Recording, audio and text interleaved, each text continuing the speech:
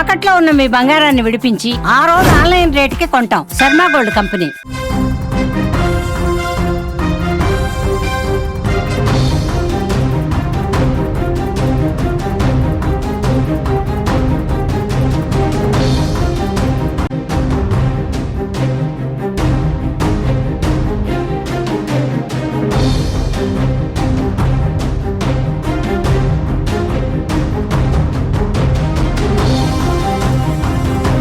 ప్రపంచ వేదికపైన పాకిస్తాన్ దొంగ నాటకాలు ఆడుతోంది. భారత్ మమ్మల్ని భయపెడుతోందంటూ అరబ్ దేశాలతో చర్చలకు వెళ్తోంది. భారత్ని నిలువరింపజేయాలంటూ విజ్ఞప్తులు చేస్తుంది.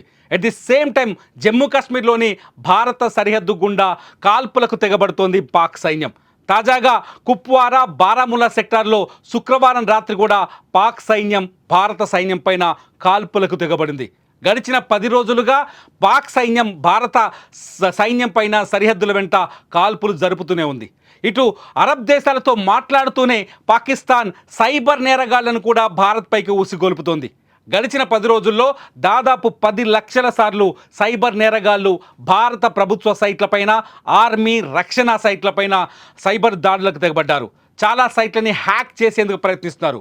ఈ హ్యాకింగ్ అంతా ఇండోనేషియా, మొరాకో దేశాల నుంచి కొనసాగుతున్నట్టుగా తెలుస్తోంది.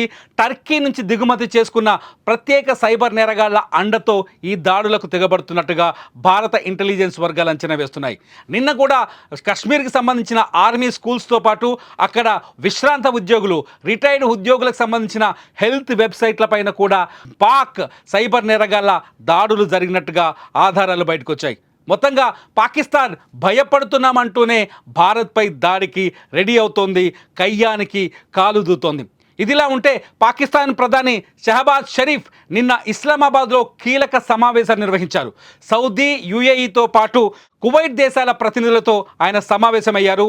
ఈ సమావేశంలో భారత్ని నిలువరింపజేయాలంటూ ఆ దేశాల ప్రతినిధులకు విజ్ఞప్తులు చేశారు. పుల్వామా దాడి తర్వాత భారత్ ఏ క్షణమైనా తమపైన దాడికి తెగబడొచ్చని, యుద్ధానికి పాల్పడొచ్చని పాకిస్తాన్ భయపడుతున్నట్టుగా ఈ చర్చలతో అర్థమవుతోంది. షహబాజ్ చాలా స్పష్టంగా యుఏఈ, సౌదీ, కువైట్ దేశాల ప్రతినిధులకు చెప్పారు, భారత్ని చర్చలకు సిద్ధం చేయండి, భారత్తో యుద్ధానికి మేము సిద్ధం లేము అంటూ తమ పిరికితనాన్ని బయటపెట్టినట్టుగా అర్థమవుతోంది.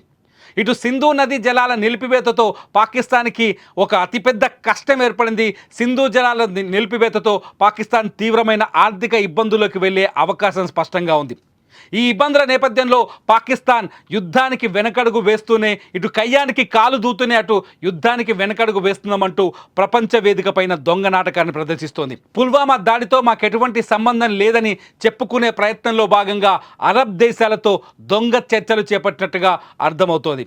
అరబ్ దేశాల ప్రతినిధులకు పాకిస్తాన్ ప్రధాని చాలా స్పష్టంగా చెప్తున్నారు, పుల్వామా దాడితో ఎటువంటి సంబంధం తమకు లేదని. కానీ చాలా స్పష్టంగా అర్థమవుతుంది, పాకిస్తాన్ పెంచి పోషించిన లష్కరే తోయిబా తయారు చేసిన ది రెసిస్టెంట్ ఫ్రంట్ పుల్వామాలో దాడులకు తెగబడినట్టుగా అర్థమవుతుంది. అంతేకాదు, ఇస్లాం దేశాలన్నింటిలో ఉగ్రవాదాన్ని ప్రేరేపిస్తున్న హమాస్ లాంటి సంస్థల సహకారాన్ని కూడా పాకిస్తాన్ లష్కరే తోయిబాకి అందించినట్టుగా అర్థమవుతుంది. పాకిస్తాన్ ప్రపంచ వేదిక పైన మేము నిర్దోషులం, మాపై యుద్ధం చేయడం తగదని మాట్లాడుతోంది. అంతేకాదు, సింధు జలాలను ఆపి భారత్ మాకు శాపాన్ని పెట్టిందని, మా ఆర్థిక వ్యవస్థని దెబ్బతీసే ప్రయత్నం చేస్తుందని భారత్పై ఆరోపణలు మొదలు పెడుతోంది. కానీ అదే ప్రపంచ వేదికకు కనబడకుండా సైబర్ దాడులకు పాల్పడుతుంది పాకిస్తాన్. అదే ప్రపంచ వేదికలకు కనపడకుండా సరిహద్దు వెంట వరుసగా కాల్పులకు దిగబడుతోంది. ఎప్పుడైతే పహల్గాం దాడి జరిగిందో, దాడి జరిగిన మరుక్షణం నుంచే సరిహద్దు వెంట జమ్మూ కాశ్మీర్లోని కుప్వారా, బారాముల్లా, జమ్మూ సెక్టార్లో అనేక చోట్ల పాక్ సైన్యం వరుసగా సీజ్ ఫైర్కు పాల్పడుతోంది, వరుసగా కాల్పులు జరుపుతూనే ఉంది. ఇప్పటి వరకు భారత సైన్యం ఈ కాల్పుల్ని తిప్పికొట్టినప్పటికీ పాకిస్తాన్ మాత్రం వెనకడుగు వేయట్లేదు. మరోవైపు యుద్ధానికి మేము రెడీ అన్నట్టుగా మిస్సైల్స్ ప్రదర్శన చేస్తోంది. నిన్న ఆర్మీ ప్రదర్శన కూడా పాకిస్తాన్లో జరిగింది. మరోవైపు అణ్వాయుధాలని, ఆయుధాలని బార్డర్కు తరలిస్తోంది. ఇటు ఆటం బాంబులు వేస్తామని భారత్ను బెదిరిస్తోంది. ఇవన్నీ చేస్తూనే మేం తప్పు చేయలేదు, భారత్ను నిలువరింపజేయండి అంటూ ప్రపంచ దేశాల ముందు దొంగ కన్నీరు, మొసలి కన్నీరు కారుస్తోంది. తాజాగా ఇస్లామాబాద్లో జరిగిన ఈ సమావేశాలు, ఏదైతే సౌదీ, యుఏఈ, కువైట్ దేశాల ప్రతినిధులతో జరిగిన సమావేశంలో పాక్ ప్రధాని షహబాజ్ షరీఫ్ తన పిరికితనాన్ని ప్రదర్శించినట్టుగా అర్థమవుతోంది. మొత్తానికి పాకిస్తాన్ బుద్ధి తెచ్చుకోకపోగా భారత్ వంటి శాంతియుత దేశం పైన దాడి చేయకూడదనే బుద్ధి తెచ్చుకోకపోగా మేము తప్పు చేయలేదని దొంగ నాటకాన్ని ఆడటం చాలా స్పష్టంగా మనం గమనించవచ్చు. ఇటు పాక్కు మద్దతిస్తున్న దేశాలు కూడా మెల్లిగా గొంతు మారుస్తున్నాయి, వాయిస్ను మారుస్తున్నాయి. పాక్ ఒక ఉగ్ర ప్రేరేపిత దేశమని, పాక్తో మొత్తం ప్రపంచానికే నష్టమని చైనా, టర్కీ వంటి దేశాలు కూడా పునరాలోచనలో పడ్డట్టుగా తెలుస్తోంది. ఇప్పటికే చైనా పైన అమెరికా ఆంక్షలున్నాయి. ఈ నేపథ్యంలో ప్రస్తుత పరిస్థితుల్లో పాకిస్తాన్కి మద్దతిస్తే అమెరికాతో మరిన్ని ఇబ్బందులు తప్పవని చైనా కూడా అంతర్గతంగా పునరాలోచిస్తున్నట్టుగా ప్రపంచ విశ్లేషకులు, ఆర్థిక విశ్లేషకులు అంచనాలు వేస్తున్నారు. ఈ నేపథ్యంలో పాకిస్తాన్ మెల్లిగా క్రమంగా ప్రపంచ దేశాలపైన ఒంటరిగా మారుతోంది. తాము ఒంటరిగా మారుతున్నామని తెలిసిన వెంటనే అరబ్ దేశాలతో మెల్లిగా భారత్ వైపు తమ కాన్సన్ట్రేషన్ పెంచింది పాకిస్తాన్. అరబ్ దేశాలతో భారత్కున్న సత్సంబంధాలని ఆసరగా చేసుకొని యుద్ధాన్ని నిలువరింపజేయాలని ఆలోచనకు వస్తున్నట్టుగా తెలుస్తోంది. భారత్ ఒకవేళ యుద్ధానికి పాల్పడితే తీవ్రంగా నష్టపోతామని పాకిస్తాన్ అరబ్ దేశాల ముందు మొరపెట్టుకున్నట్టుగా సమాచారం అందుతోంది. అంతర్జాతీయ వార్తా సంస్థలు ఈ వార్తని చాలా స్పష్టంగా రాస్తున్నాయి. నిన్న జరిగిన దౌత్య చర్చల్లో పాకిస్తాన్ ప్రధాని చాలా స్పష్టంగా చెప్పినట్టుగా తెలుస్తోంది.